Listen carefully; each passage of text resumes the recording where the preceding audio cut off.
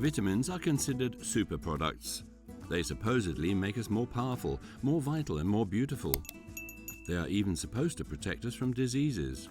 The health industry has long since discovered the value of vitamins. Artificial vitamins, highly concentrated as pills, have become real blockbusters.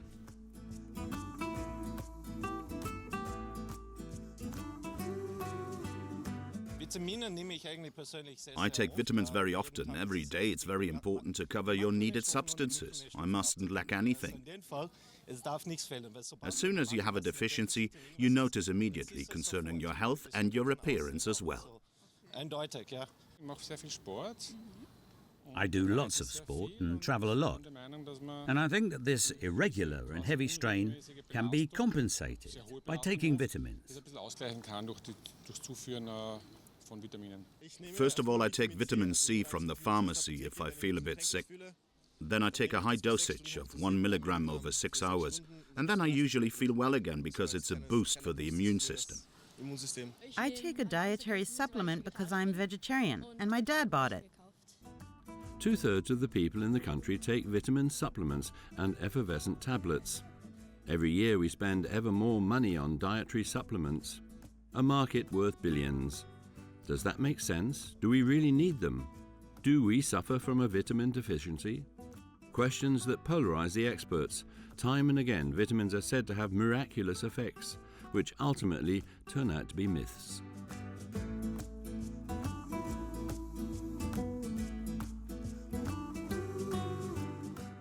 A well-known myth that still persists is that vitamin C can treat a cold, so to speak. That's not true.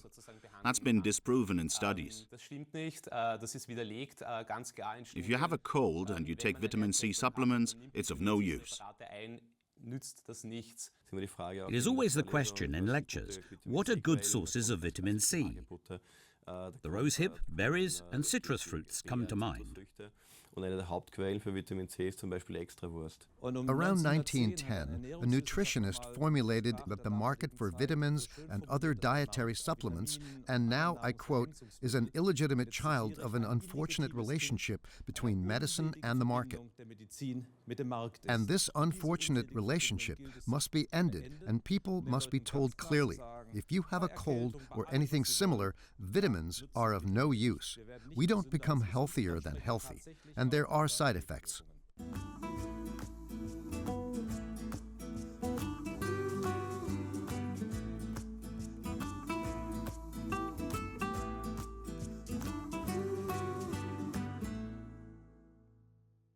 Contrary to what their perfect image might suggest, canned vitamins can also be a danger. This can be seen in the example of artificial vitamin E. Instead of taking it naturally in the form of olive oil, many people consume artificial vitamin E every day. The fat-soluble vitamin acts as a so-called antioxidant in the body. It protects the cells from the influence of harmful molecules, so-called free radicals, which are responsible for the development of diseases. In a study, 35,500 healthy men were divided into two groups. Surprisingly, the group that took vitamin E had a much higher risk of developing prostate cancer. There was a huge outcry. The supplement market in the US collapsed, I think 25%, when it turned out that vitamin E increases overall mortality. International meta-analyses have come to the conclusion that artificially supplied vitamin E increases the mortality of consumers.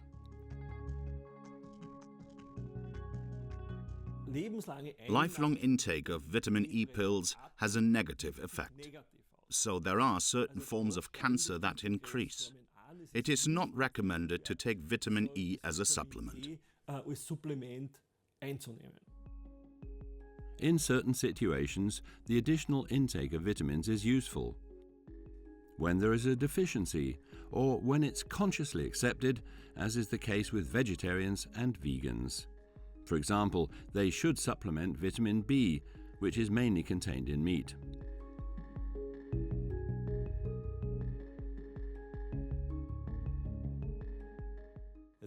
There are very few patients who have a real disease that can be cured with vitamins. These include patients with short bowel syndrome who need the vitamin intravenously, and patients with osteoporosis who need calcium and vitamin D3. There, it is a helpful and beneficial drug. There are 13 different vitamins, fat-soluble ones like A and E, which are stored in the body for a long time, and water-soluble ones like vitamin C, which are quickly excreted again. They take over vital functions such as bone formation and the transport of iron into the blood. Our body is not able to produce them as needed, therefore we have to take them in with our food. The word vitamin has a little halo. It suggests that we can live healthier and longer. That's not true. It is a betrayal of our good faith. And if it is of no use, the question naturally arises, does it have side effects? Around 1910, a nutritionist formulated in the sayings of the time that the market for vitamins and other dietary supplements, and now I quote, is an illegitimate child of an unfortunate relationship between medicine and the market.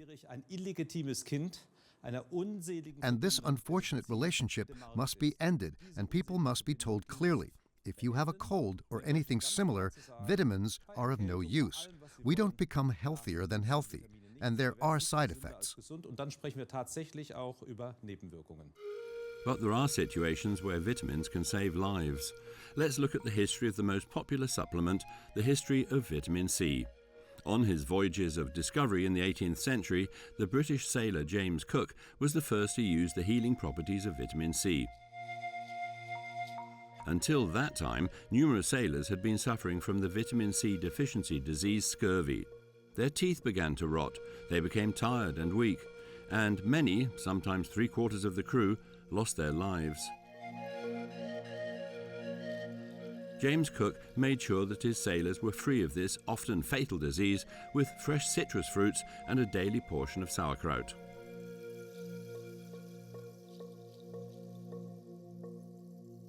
The history of artificially produced vitamin C falls into the period of the world economic crisis following the 1929 stock market crash on New York's Wall Street.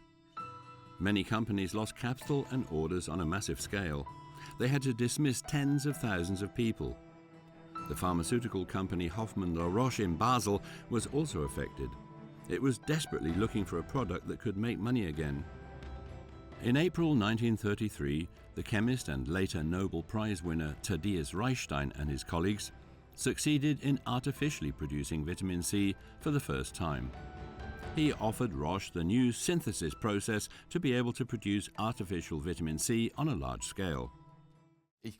I think if it had been a different time, they wouldn't have tried out this synthesis, because if you look at these protocols, how they first dealt with this synthesis, the interest was very small, and the hope that it could make a lot of money was very small. Although the intake of vitamins was already en vogue in the Western world at the time, everyone wanted to be more powerful, there was still little need for the artificial vitamin C. But under the economic pressure of the 1930s, Roche agreed to give it a try. They were scared and had to do something. You can really feel it in these reports. They just had to do something. They couldn't just sit there and wait. They had to try something, to risk something.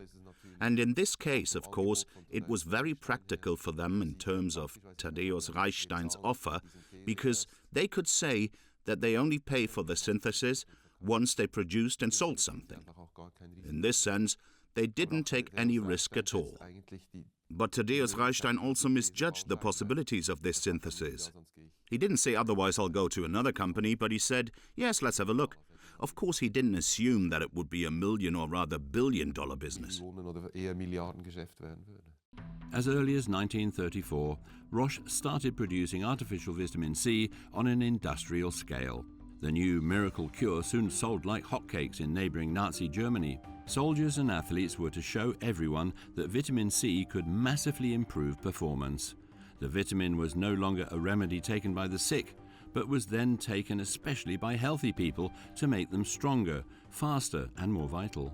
Wherever greater physical performance was required, according to the Roche advertising of the time, like among soldiers in labour camps and among sportsmen of all kinds, an optimal vitamin C intake was essential. The background was the obsession with this healthy people's body. It was no longer just about the individual body. The individual body was part of the people's body. and it was everyone's duty to keep the individual body healthy, or to make it even healthier in the service of this larger common body. And so it actually became the duty of the individual to keep oneself healthy, not for oneself, but for a greater whole. And it is difficult to say why the vitamins took that role. It was simply something that was cheaply available, and that could be distributed and taken in large quantities. It tastes awful, but it is necessary to avoid vitamin deficiency.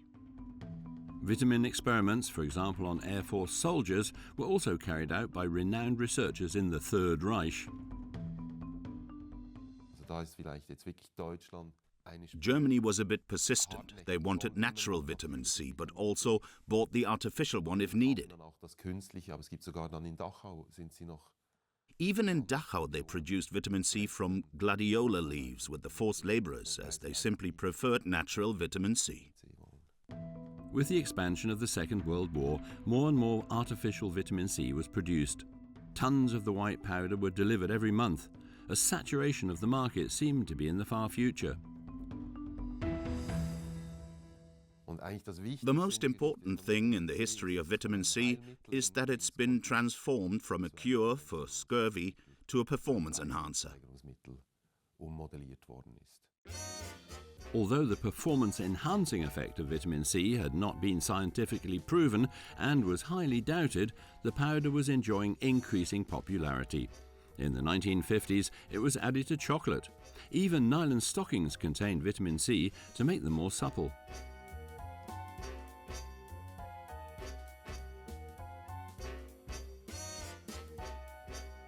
There was a real vitaminization of society. Of course, cigarettes also contain vitamin C. Countless products contain vitamin C. Little has changed in this respect until today. Vitamin C is healthy by definition. So one allows everything to be preserved with vitamin C. In white flour, for example, vitamin C is added in high doses simply to keep it white.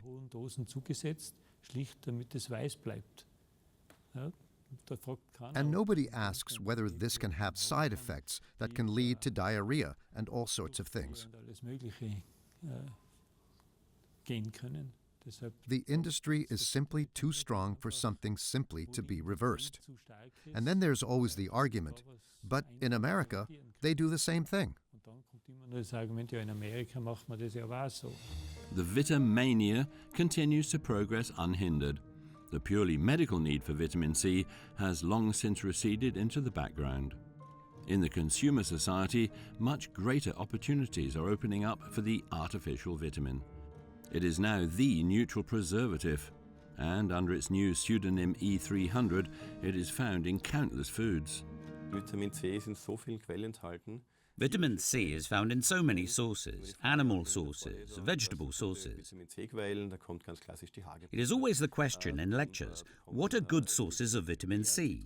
The rosehip, berries and citrus fruits come to mind. But also sausages. Vitamin C and D are added in meat products. This means that the intake of vitamins is very good in Austria.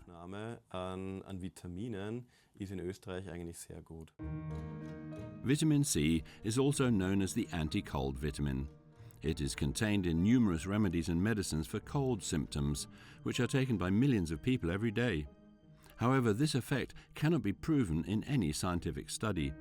This is the conclusion of experts from the Cochrane Group, a global network of researchers and doctors who are dedicated to reviewing, creating and sharing clean medical data and studies.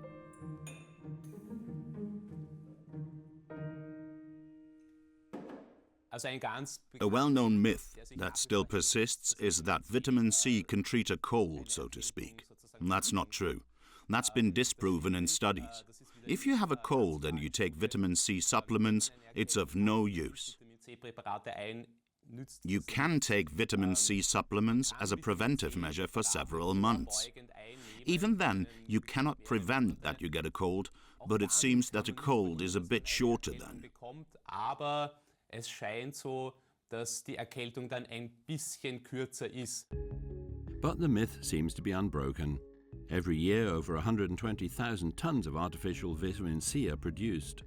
The results of 30 studies on the effectiveness of high-dose vitamin C, more than 200 milligrams per day, show that taking high-dose vitamin cannot reduce the frequency of colds in the normal population.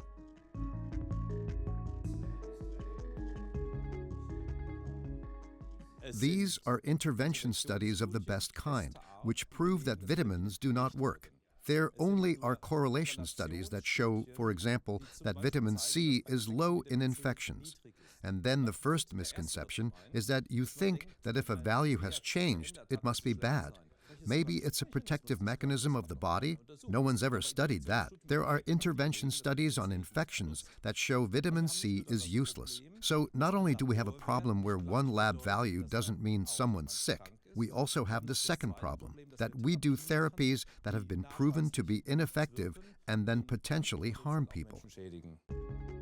Nobel Prize winner Linus Pauling, who died in 1994, saw things very differently. In the 1970s, he propagated the intake of megadoses of vitamin C for the prevention of influenza. His scientific followers, such as the Viennese physician Peter Lauder, practice the so-called orthomolecular medicine founded by Pauling. They treat, for example, tumor patients with high-dose vitamins.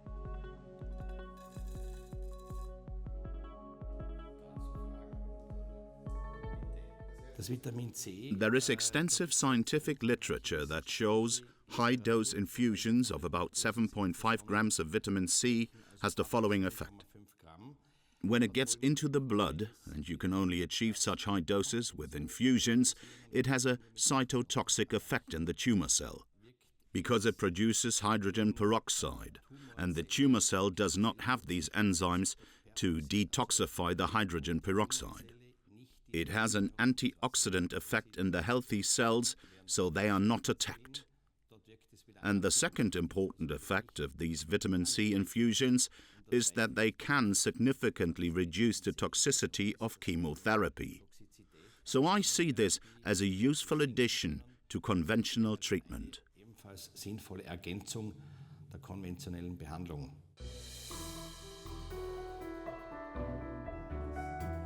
For many, treatment with vitamins and micronutrients is a possible alternative to conventional drug therapy. Also for psychological irritations. Benjamin and his father have now ended up with Dr. Lauder after months of unsatisfactory therapy in a hospital. Benjamin was in a bad mental state.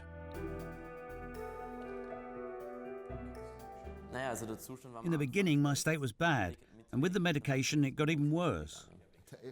He was more or less a puppet, a zombie, because he was full of the worst medications, which then caused palpitations in the beginning, which were then immediately reduced again. So he was more or less a plaything. They only tried and tested. It was then said that he would have to continue to take these heavy medications for the rest of his life. And I said, no way. There must be another possibility. We'll look for it and find it. And they found one: micronutrients and vitamins.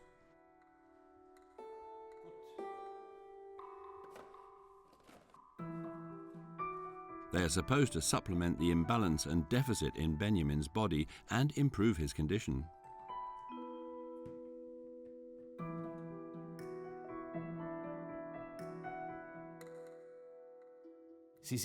Your whole organism, with all your cells, is exactly the image of what you drink, what you eat, and what you inhale. And if you think about it further, who would use rusty sheet metal, rusty nails, cardboard boxes in the car industry where you want to build beautiful cars? They use the highest quality materials and the best tools to make a beautiful car. But when it comes to nutrition, and this is also one of the problems that ultimately results in the deficits, they are not optimal in terms of quality and composition. That leads to corresponding shortages.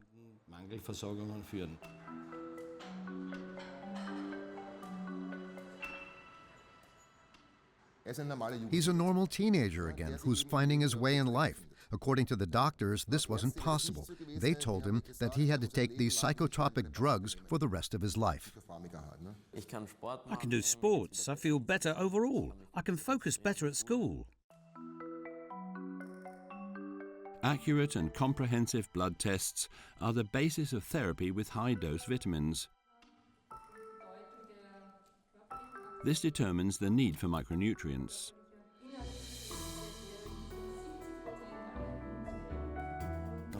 And that's why I don't think it is right to start taking compounds indiscriminately. This requires laboratory tests, because these are very complex procedures, and we can of course overdose the micronutrients like other things, with undesirable effects and consequences. Roger Schranz suffered from severe depression and now trusts in the help of high-dose micronutrients, a complementary medical treatment in addition to conventional medicine.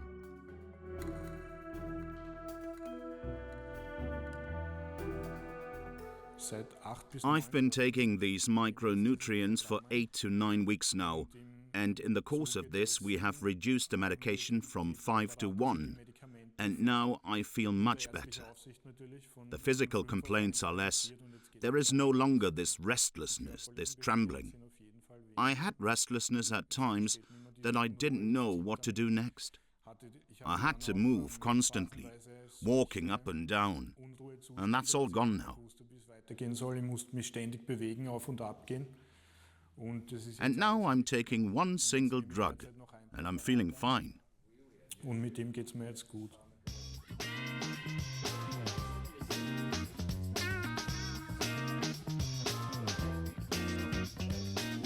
The bulk buyers of artificial additives are strength athletes. Vitamin cocktails are very popular with them.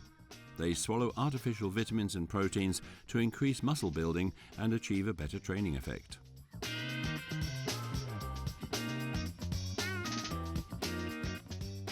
Because it just makes me feel more vital. Because I need it. I sweat it all out and I drink very little, so I just add it. It's a special brand called Alpha Man. It's for competitive sportsmen. Scientists and nutrition experts at an international conference on sport and nutrition in Vienna. The experts agree additives can even have the opposite effect during training. Unfortunately, it's still in the minds of people that proteins and muscles are the same. They do correspond, but especially in weight training, people really believe that more is more, instead of less and better quality. That would actually be better for muscle building. That has not yet got around properly with many people. Anything that weighs more than 1.5 grams or significantly more is more likely to even cause damage. Protein shakes are often overdosed with the aim of getting even bigger muscles. Supplements are very easy, and the athlete's mindset is if it says on the bottle to take 1, then I'll take 2. But maybe if 2 is good, 4 will be better. But the other guy is taking 4, so maybe I should take 6. And we have this escalation, so we see reports of athletes taking sometimes 20 or 30 different supplements in a day, taking enormous doses of some supplements. Sports scientist Ron Morgan is a member of the International Olympic Committee and advises top athletes worldwide on nutrition. He warns again and again of the rampant overdose with dietary supplements.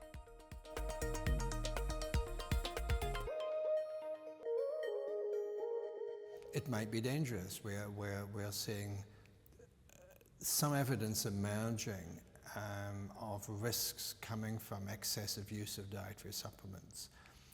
We know from epidemiological surveys that there's an increased risk of liver damage in people who've used large amounts of supplements for a long period of time. We know from only one survey, but it seems to be quite convincing, that people who've used muscle building, young men who've used muscle building supplements have an increased risk of testicular germ cell cancer. And of course, these harmful effects do not appear for many, many years. And by the time the effects are obvious, it's too late. You can't go back and say, I wish I hadn't taken those supplements 20 years ago. You can't reverse the process. Many athletes hope that antioxidants will improve their training effects. These additives are supposed to inhibit oxygen radicals, metabolic products that are produced in the athlete's body during training.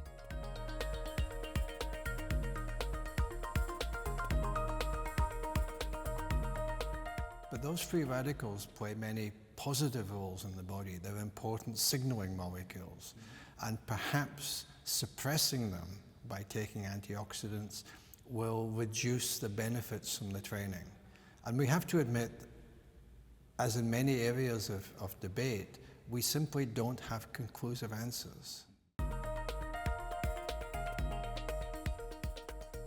But not only athletes, less active people too like to take vitamin cocktails. And they are who the industry especially has in mind. There's the idea now of creating the activity pill for these people. The pharmaceutical industry would like to create that, just like the vitamin pills, but as a training pill to give to the inactive one. That would be a huge market, because inactivity is flourishing. But it can't work 100%. Quite simply, training has such a comprehensive effect on the whole metabolic system. These mechanisms of action will never fit into a pill. Dr. Peter Ferdinand has his surgery for orthomolecular medicine in Graz. He first made his own experiences with the combination of vitamins and trace elements 24 years ago.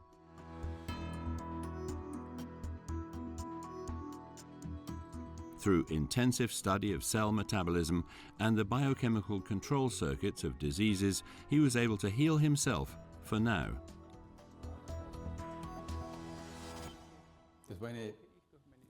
Here is what happened to me.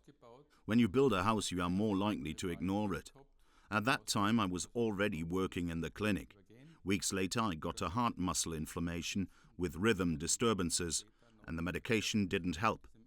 The state of my heart got worse, and in the end we were told that they had to register me for transplantation and that there was a danger as the medication didn't work. At that time, I discovered a book written by a certain Mr. Burgerstein, in which it said that if my heart muscle dilated and so on, I should take certain nutrients, which I did. And in half a year, completely concentrated, I recompensated and was back on track. And that's when the clinic was amazed that with these nutrients, Q10, magnesium, B vitamins, lecithin and fatty acids, the cell membrane got more stable. It did something to the heart. And so far, I still have to take it. If I don't take it, I'll have the same arrhythmia I had 24 years ago. His heart has regenerated. Dr. Ferdinand was able to normalize the ejection fraction of the heart with micronutrients. The so-called EF, or ejection fraction, was only 21%, and I should have had at least 79, and that has completely compensated itself. When I'm trained, I can climb any 4,000-meter mountain. I did it on night hikes. As long as I take my substances, I'm well. Substances that Dr. Ferdinand's patients also trust in. Mrs. Beck suffered from a very painful rheumatic disease. I had massive problems between the age of 17 and 20. At that time, conventional medicine gave up on me. They said, "We're sorry, you're young, but there's nothing we can do for you. You just have to accept it." A lack of nutrients was also found in Mrs. Beck, deficiencies which were replenished. Ferdinand is convinced that micronutrients can give the cell energy again. The cell gets what it needs to change what it is still capable of doing. I can no longer achieve too great a pathology with such polyarthritic fingers. But I can stabilize the joint capsule so that it doesn't produce more fluid and effusions. I can reduce the inflammation factors. In her case, even the rheumatoid factor has disappeared, which should not normally happen. But the rheumatoid factor was there. which puts us in the autoimmune process of a rheumatic event. Aber der Rheumafaktor war da. Damit sind wir aber im Autoimmunprozess eines Rheumageschehens.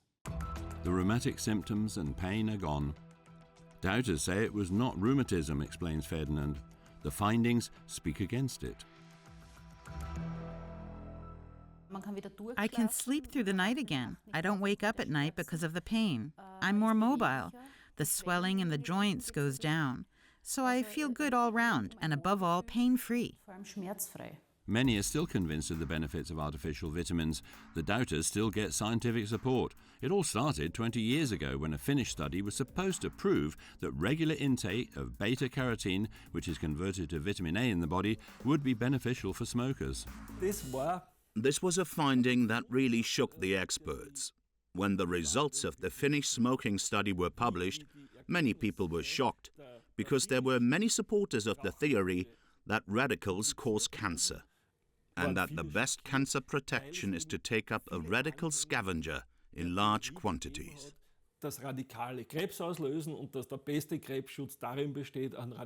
But in truth, there was a dramatic increase in the risk of lung cancer in these test smokers, and experts didn't believe it.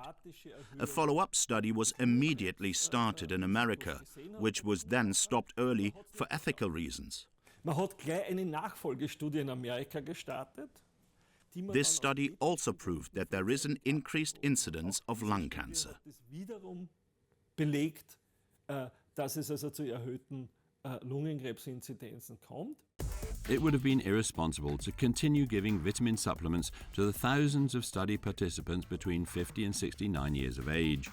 The incidence of lung cancer had skyrocketed dramatically among vitamin users. The substance advertised as a smoking vitamin has proved to be very harmful. Dann ist man draufgekommen mit den Jahren. Over the years, it was discovered that high-dose supplementation does not have any positive effects, mainly because certain risk groups are more or less included in the studies. Mehr oder weniger berücksichtigt in den Studien.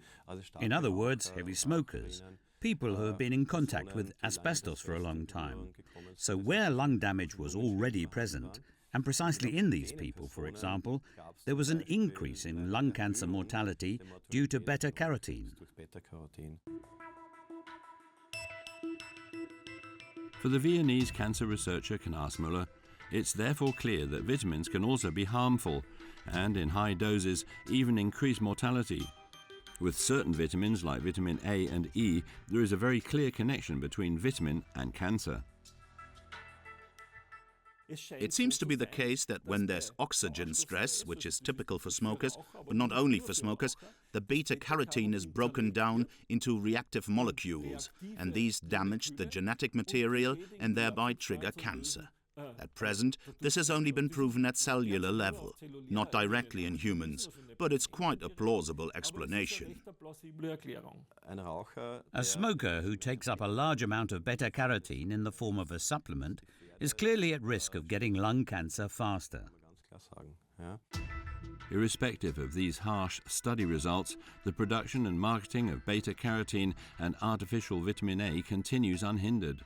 The term vitamin-rich has proven to be very dangerous. As far as I know, both beta-carotene substances and vitamin A substances are sold. Back to Dr. Ferdinand's office. He sees micronutrients as an ideal support in the regeneration process of diseases and complaints. About 50 different micronutrients should be in optimal concentration in the body.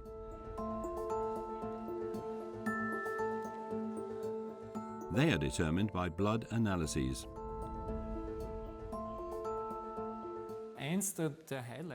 One of the highlights, I'd say, over all the years with me was that I was sitting in a plane very often due to necessary transatlantic flights, 18 hours on the plane and jet lag and whatever.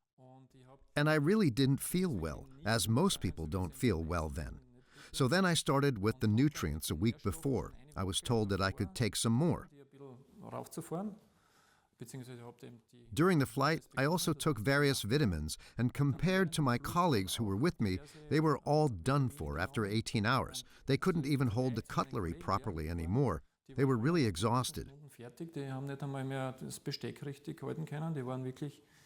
And I felt in top shape, and they all said, "Please, what are you taking? What are you doing?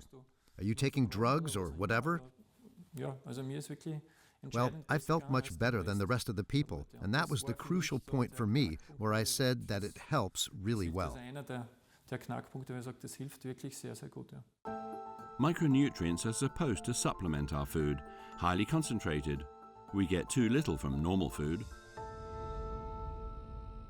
If you look at what's on offer in supermarkets, I think you can assume that what you need is no longer in these foods. And you could, of course, say, okay, I'll only eat organic and go to the very specific places where such food is offered. But I don't think that's feasible in practice. So you would really have to cook for yourself every day and grow everything organically and get all the food from farmers or whatever. I don't think that's feasible in practice. And so I'm very glad that you can take in the natural vitamins, etc., this way.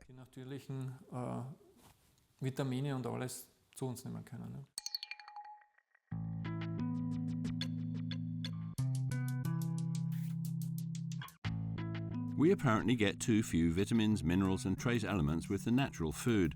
That is what the supporters of high-dose micronutrient therapy are convinced of.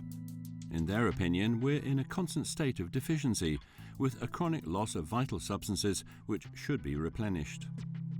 I also have healthy people who come and say, I just want to have a status of how much of my necessary nutrients I have. There are some vegetarians or vegans who then claim, and I do believe them, that they eat enough.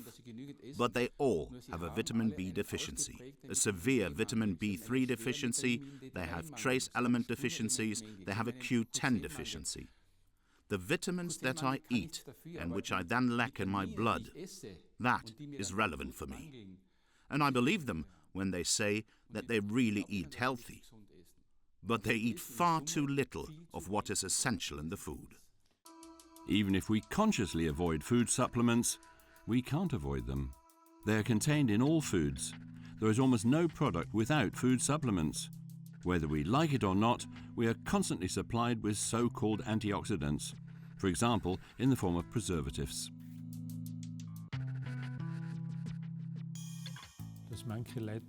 Some people don't even know what effect preservatives have in terms of antioxidant capacity.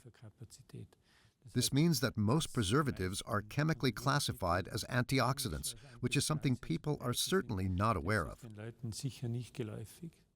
The vitaminization of society is progressing.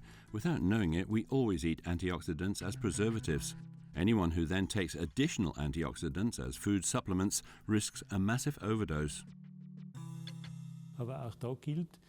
And once again, it's true that under certain circumstances, too many preservatives, antioxidants, can have negative side effects, such as the development of allergies and asthma, which is currently the subject of much debate as to whether some of these effects are due to the consumer behavior of the population.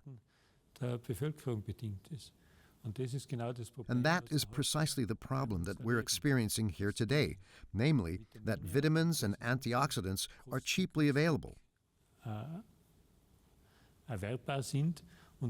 And so, since people believe that they can do something good for their bodies and certainly won't harm themselves, they don't see the limit, which they shouldn't exceed.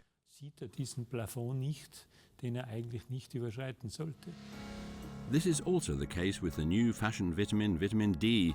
The food supplement industry promotes the artificial vitamin and advertises its regular intake to large sections of the population. I take vitamin D drops occasionally. I'm only planning to take vitamin D in the winter because we just don't get enough sun. I quit smoking and the pharmacist recommended vitamin D. The fat-soluble vitamin D is produced in the skin by UV light. It plays an essential role in bone formation. Vitamin D deficiency particularly affects older people. With the elderly, I would say that vitamin D should be supplemented permanently, because old people, especially if they're osteoporotic and are in nursing homes already, they no longer have the ability to synthesize vitamin D through sun exposure. In food, vitamin D is found mainly in fatty fish and caviar. In addition to food, healthy people do not need vitamin D.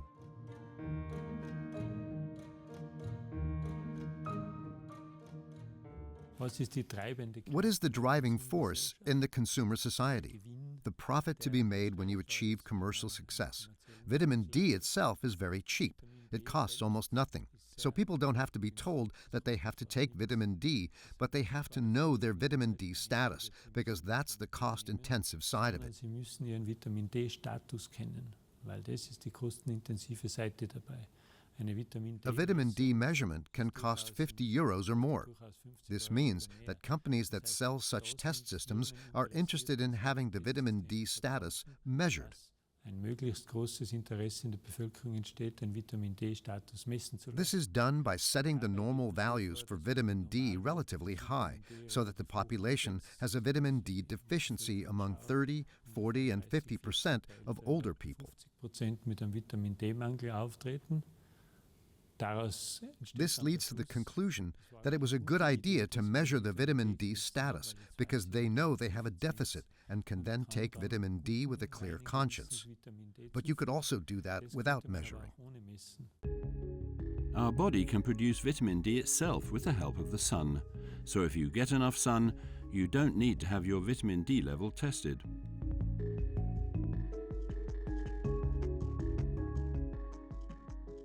An article about the unfortunate misidentification of vitamin D has just been published this morning with essays that measure inactive metabolites, thereby suggesting a vitamin D deficiency that does not exist at all. Most people who get vitamin D today get it completely unnecessarily. There is data that shows a connection between unnecessary vitamin D therapy and atherosclerosis, so calcification of the blood vessels or kidney stones. The fact that artificial vitamins, taken indiscriminately, do much more harm than good is shown by the latest summaries of study results with a total of 300,000 participants. There are a myriad of products with vitamins and trace elements and so on, and they're directly or indirectly advertised as prolonging your life, making you healthier, strengthening your immune system, and I don't know what other claims. And there is simply no scientific basis for these claims. Vitamin supplements can't prolong life. Das ist so nicht. Multivitaminpräparate können das Leben nicht verlängern. Since artificial vitamins are considered foods by lawmakers, no proof of efficacy needs to be provided. It's a marketing ploy that regularly drives us to the stores. We have to ask ourselves, why are we so gullible that every few years we're willing to spend a lot of money on things that are proven not to work and probably even have side effects? But the dietary supplement business is booming. More than ever, artificial vitamins are being produced and sold. Profits are rising, while the effect is not proven. It's certainly a misconception, and this also applies to these dietary supplements, to assume that the same supplements and the same amounts of vitamins make sense for all people. Hence fruit instead of pills.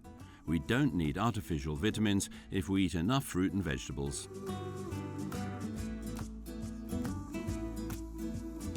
The people who might benefit from supplements generally don't take them, and the people who take supplements generally don't need them. Artificial vitamins are part of a huge marketing machine. A healthy diet should suffice. An average healthy person does not need dietary supplements, because a balanced diet nowadays with lots of fruit, vegetables, and secondary substances is sufficient to ensure the vitamin and mineral supply.